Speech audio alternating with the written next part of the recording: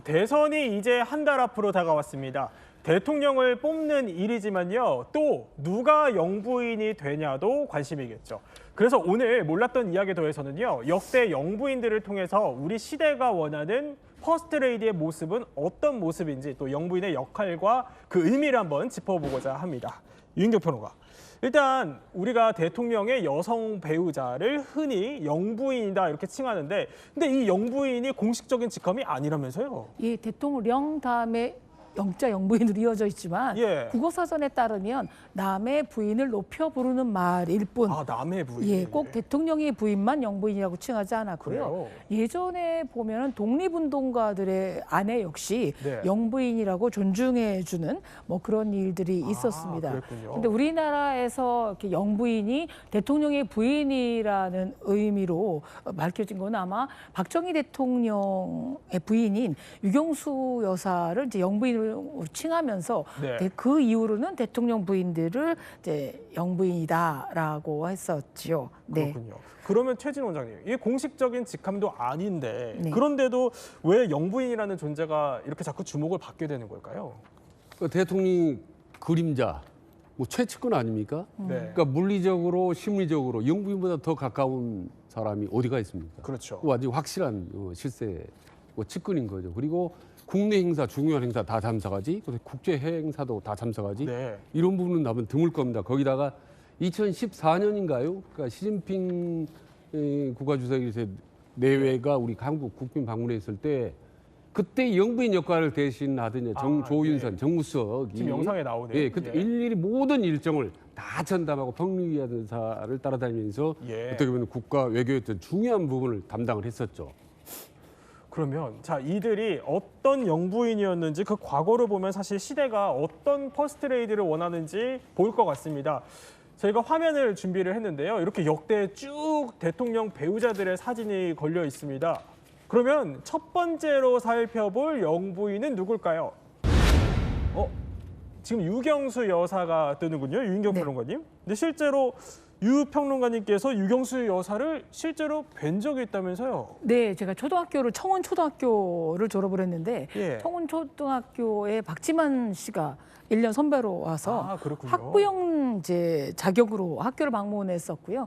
또 학생들 몇 명을 청와대에 초대한 적도 있습니다. 그 당시에는 영부인한 존재가 얼마나 큰 존재인지 몰라서 그냥 오 하고 바라보기만 했는데요. 이제 성인이 되면서 유경수 여사에 대한 뭐 얘기 이제 많이 나오죠.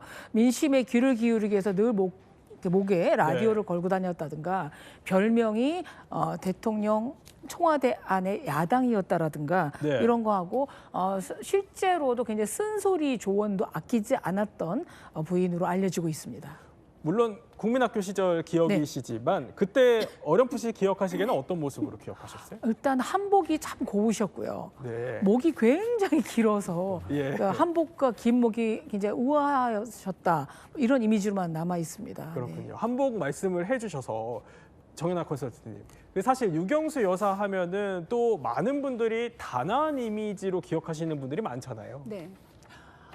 우아하고 한국의 그 어머니상을 가지셨죠. 그래서 어떤 그 여성스럽고 우아한 패션뿐만 아니라 그 온화한 패션에서 우리가 한복이 그때 괜찮았다고 그러셨잖아요. 그래서 그 한복을 아주 밝은 화이트시한 컬러라고 그래요. 그러니까 흰색에 가까운 뭐 연한 옥색, 연한 뭐 초록색, 뭐 연한 뭐 파란색 이런 색으로 해서 훨씬 밝고 우아하게 보인 그런 게 있고요. 실제로 우리가 이제 유경수 여사 같은 경우에는 한복만 입었다라는 기억이 많은데 실제로 우리 옛날에 양장이라고 그랬어요. 양장. 참 그 센스 있게 잘 입은 영부인이에요. 그래서 그 패션을 막 이렇게 선도했는데, 네네네, 그렇죠. 물방울 무늬라서 흰 바탕에 까만색 땡땡이 무늬해가지고 물방울 무늬를 유행시키고요. 그 당시에 이제 부잣집 만화님들이 따라해서 패션을 선도한 그런 영부인이에요. 네네. 그러면은 패션 유행을 일으켰다고 했는데 당시 여성들이 유경수 여사가 입었던 옷들을 좀 많이 따라 했었나요? 네, 트렌드를 선도했죠. 네, 따라 입었대요. 부잣집 많아니면 그 당시는 사실 우리 경제 상황이 안 좋았기 때문에 일반인들은 못 따라 입고 부잣집 많아님들이 많이 따라 입었다고 아는 분들은 다 알거든요. 그렇군요. 네. 네, 최진영 원장님, 근데 이렇게 좀 조용하고 어떻게 보면 수수한 이미지셨는데 근데 실제로는 꽤 적극적인 활동을 많이 하셨다고 해요. 그러니까 한마디로 말씀 외유 내강형 영부인이죠. 겉으로는 아주 부스러운 것 같으면서도 속으로 아주 단단한 그런 이제 정치적인 어떤 감각도 뛰어난 분 이랬는데 박정희 대통령이 이제 신당동 집에 살 때 이제 장군 시절에 그 집을 드나들면 이제 그 대문이 옛날에 조그맣지 않습니까? 그렇죠. 고개를 숙이고 이제 허리 숙이고 이제 드나드는 걸 보고 영부인이 아 저렇게 남편이 여러분 기계가 꺾인다. 그리고 그 대문을 아예 그냥 다 바꿨다는 거 아닙니까? 그 모습을 보고요. 네, 큰 문으로 그래서 본인이 꼿꼿하게 서서 드나들 수 있도록.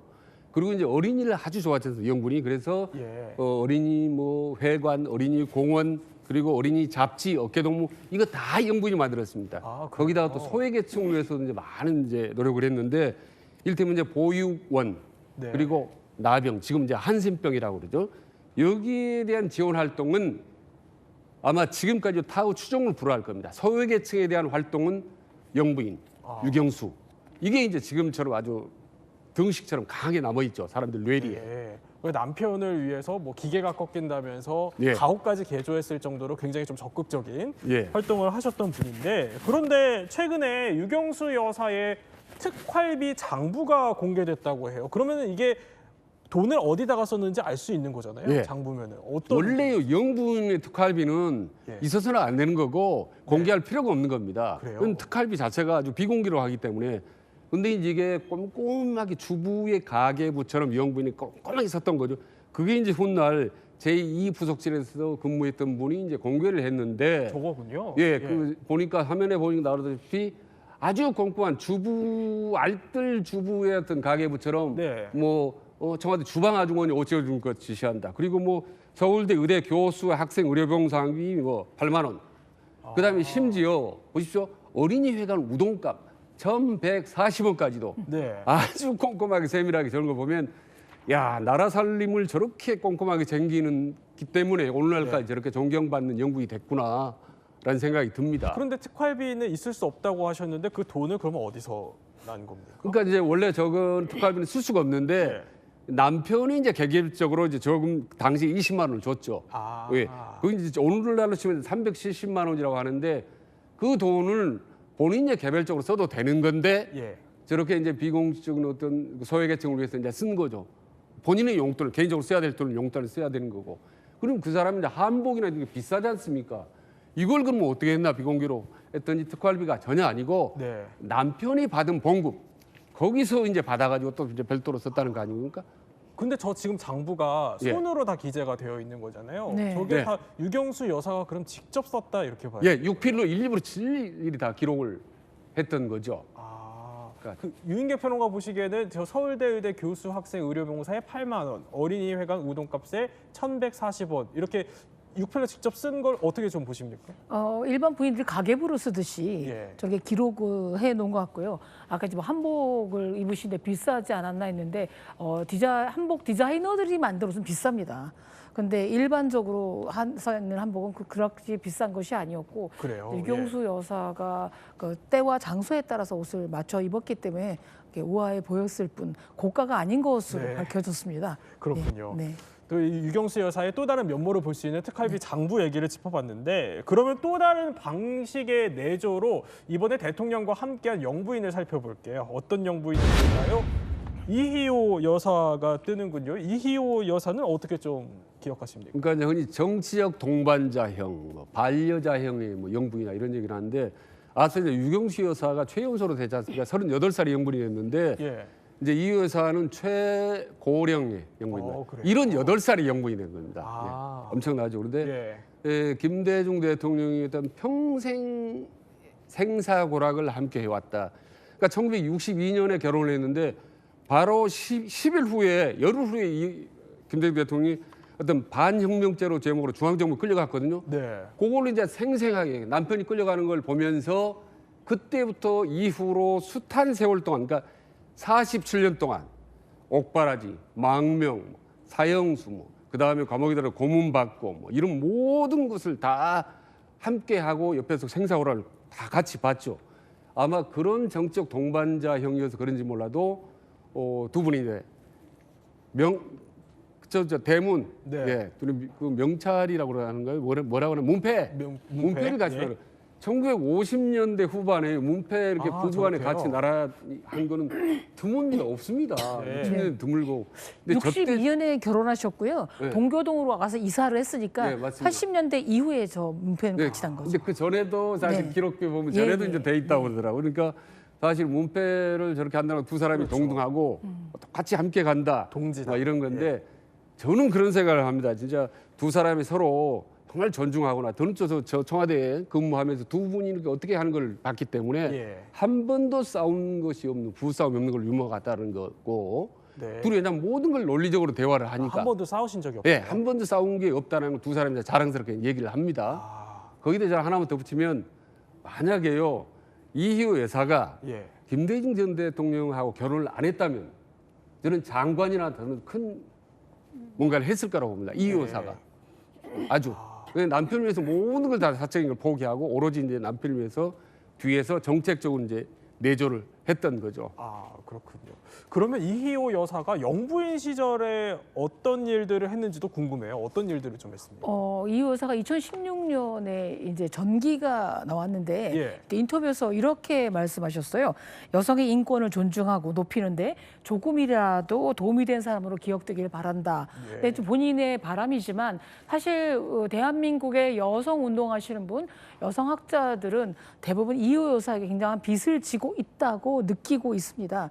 1959년에 결혼 전에 미혼 시절에도 여성 학자로 굉장히 이름을 날리셨고요. 그렇군요. 대한 YWCA 여성 단체 그 운동하는 곳에서 여성 인권 운동을 많이 했는데 네. 정말 이렇게 시대상으로 체감되는 운동을 했어요. 이게 뭐냐면 축첩자를 국회에 보내지 말자. 아, 첩 있는 남자들은 국회의원 되면 안 된다. 뭐 이런 그 당시로서는 당시에요? 굉장히 이제 신박한 뭐 이런 걸 하셨었고요.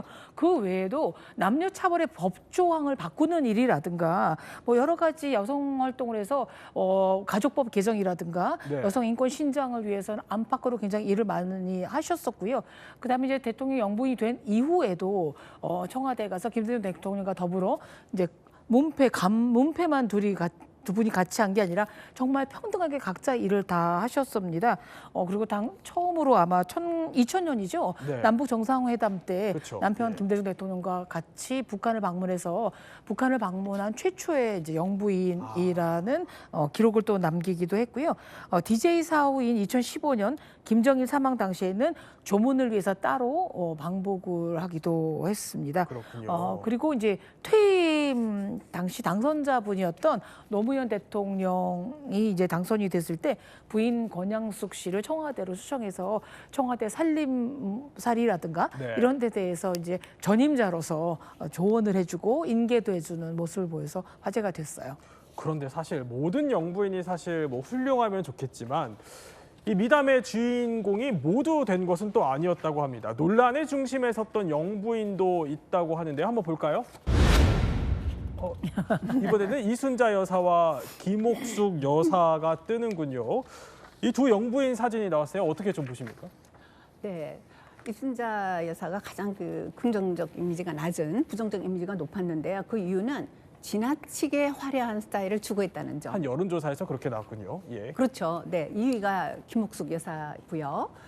그 화려한 옷이 이제 주로 한복에서 나왔는데 그 당시 이제 그 화려하니까 TV 그 칼라 TV가 많이 보급이 됐거든요. 네. 그러니까 뭐 한복에 지금 막 생각나는데 어떤 그 공식석상에서 이렇게 당이라고 저고리 위에 있는 당이 있어요. 네. 거기를 이제 금사라고 그러죠. 금실로 짠 그런 막 술을 놓은 굉장히 화려한 그런 당의를 입고 나서 되게 비난을 많이 받았고 그다음에 한복들이 굉장히 이렇게 화려했어요. 네. 예, 뭐 은박 입히고 예, 전반적으로 이렇게 화려한 이미지를 많이 추구했기 때문에 그 당시에 우리나라 경제가 좋지 않았잖아요. 네. 그래서 비난이 컸고 예, 특히 또 한 잡지사하고 인터뷰를 했는데 그 당시에는 정말 지금은 명품이 흔하지만 그 당시에 까르띠 시계를 적용하고 나와가지고 또 논란의 여지에 있었고요. 네. 또 특히 어떤 부정적인 이미지가 강했던 건 뭐냐면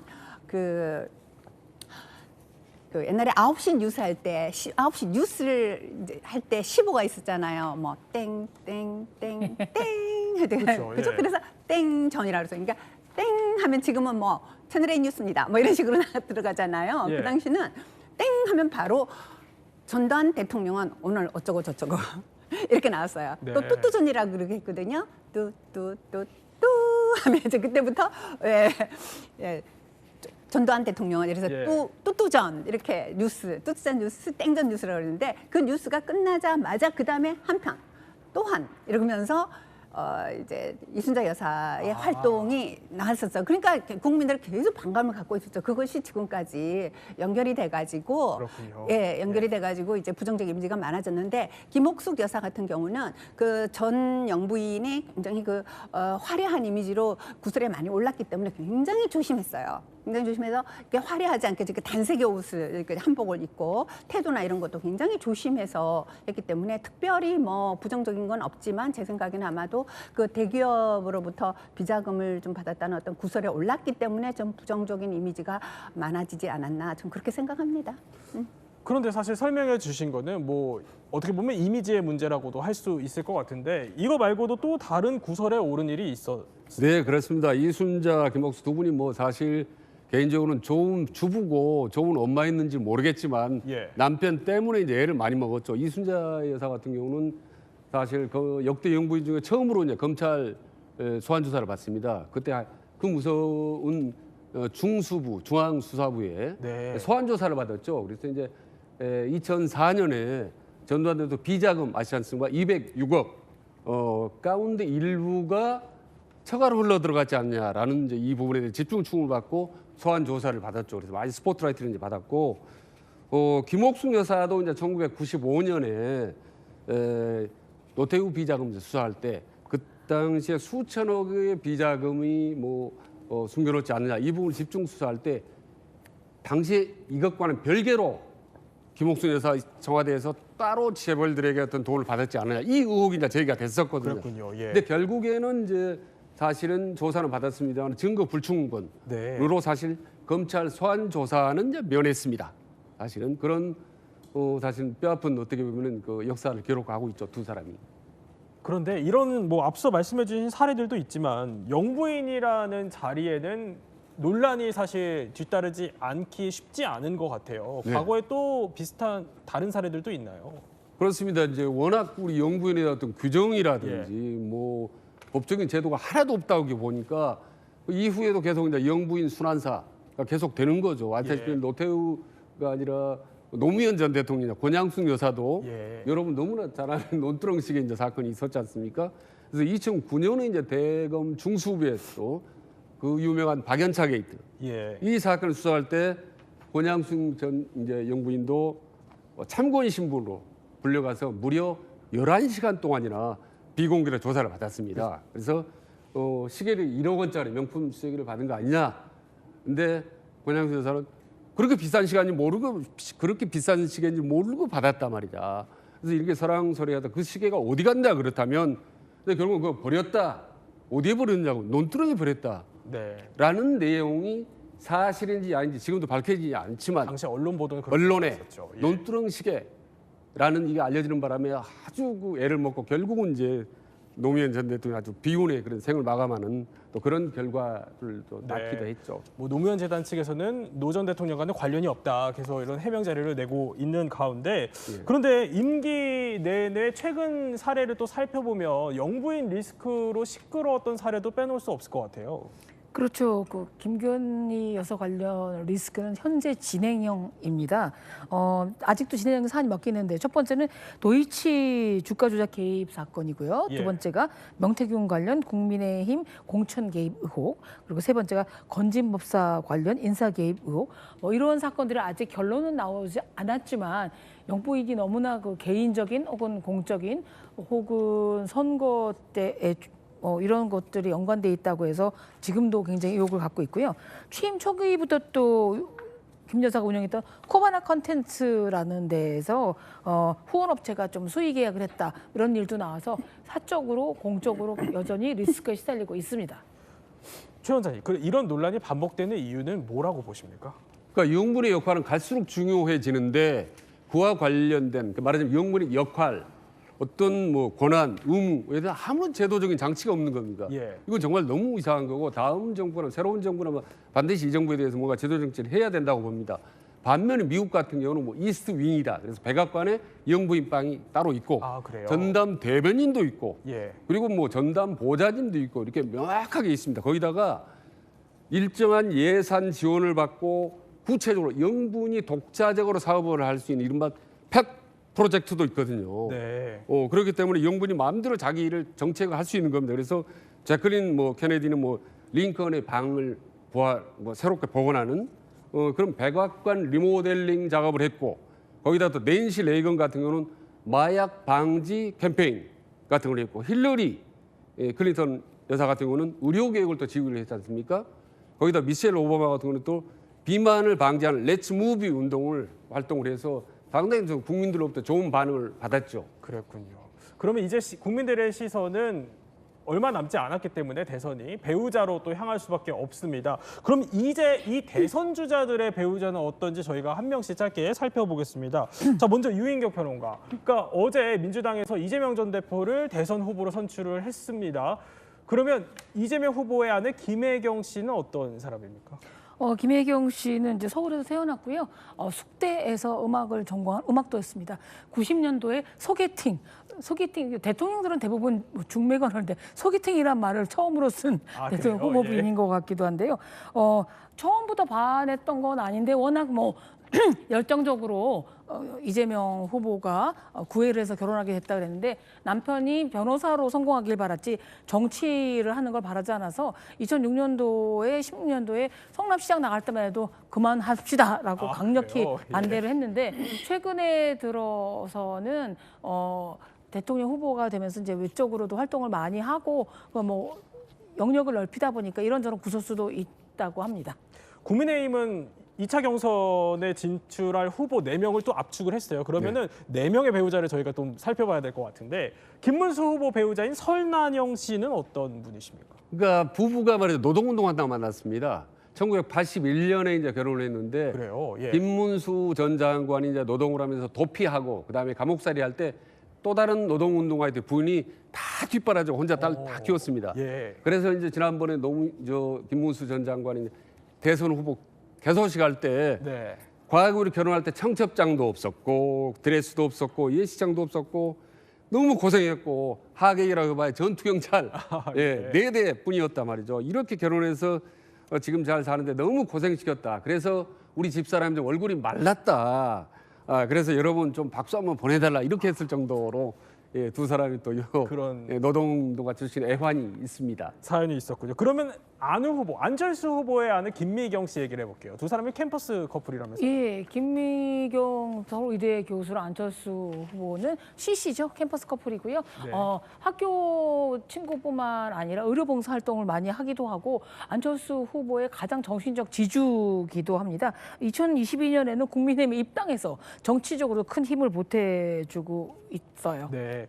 그러면 한동훈 후보도 살펴봐야겠죠. 아내 진은정 씨는 다른 후보의 배우자들보다는 좀 상대적으로 언론 노출이 적은 편인 것 같습니다. 예, 그렇습니다. 서울대 법대 이제 캠퍼스 커플인데 지금 현재 보이는 이제 김현장 법률사무소 최고로 좋은 법률사무소 지금 변호사로 있습니다. 근데 이제 처가가 말하자면 진은정 씨가 전부 법조인 가족입니다. 아시다시피 진 씨의 아버지 진영구 씨도 이제 대전 고검장까지는 아주 검찰 고유 간부였죠. 그리고 또 진 씨의 남동생도 검사였고, 예. 이제 그런데 아직까지 이제 최근에 거의 활동을 안 하는데 지금 대선 한창인데 경선 과정에서 나올 법도 한데 전혀 지금 외부 노출이 없고 지난번 2023년에 대한적십자자 활동할 때 그때 잠깐 이제 봉사 활동했던 거 네. 그게 이제 처음이자 마지막이었죠. 그러면 홍준표 후보 배우자 이순삼 씨는 어떤 사람이에요? 홍준표 의원이 가장 이상형이 본인이 말랐었기 때문에 보름달같이 둥근 여성을 원한다고 했는데 은행에 돈 찾으러 갔다가 가장 이상적인 보름달 같은 여성을 만났고요. 얼마나 신뢰가 깊으냐면 홍준표 후보의 모든 선거 과정에서 후원 회장을 꼭 부인이 맡아가고 하고 있는 게 증거라고 할 수 있겠습니다. 네, 또 이렇게 영부인을 통해서 우리가 다음 또 대선을 살펴보는 몰랐던 이야기 더 시간 가져봤습니다.